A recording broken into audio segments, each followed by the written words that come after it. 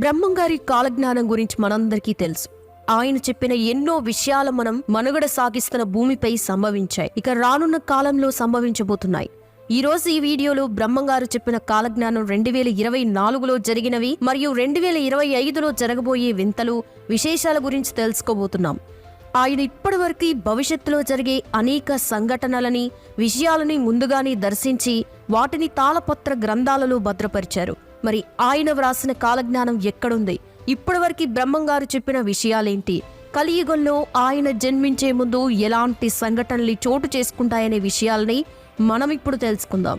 నిజానికి బ్రహ్మంగారు కాలజ్ఞానాన్ని ఒకేసారి చెప్పలేదు, అనేక సందర్భాలలో వేరువేరు వ్యక్తులకి తెలియచెప్పారు.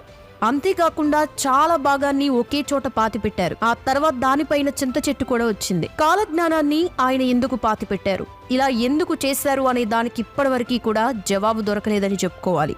అండ్ ఆయన చెప్పిన ప్రకారం చూసుకుంటే రాచరికాలు, రాజుల పాలన నశించాయి. భారతదేశంలో రాజరిక వ్యవస్థ అనేది ఇప్పుడు లేదు.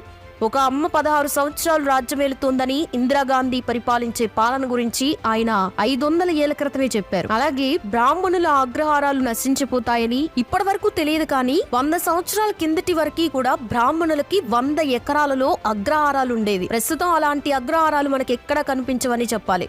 అండ్ జనసంఖ్య అనేది విపరీతంగా పెరుగుతుందని ఆయన అప్పుడే చెప్పారు. ప్రస్తుతం ప్రపంచ జనాభా చాలా విపరీతంగా పెరిగిపోయింది. కరువు కాటకాలు కొట్టుమిట్లాడుతున్నాయని చెప్పడంలో ఎలాంటి డౌట్ లేదు. ఎన్నో చిత్ర విచిత్రమైన యంత్రాలు వస్తాయి, కానీ చావు పుట్టుకలు మాత్రం కనుగొనలేకపోతారని చెప్పారు. సృష్టిని మార్చుకోవడానికి ఎన్నో ప్రయత్నాలు చేస్తారని చెప్పారు.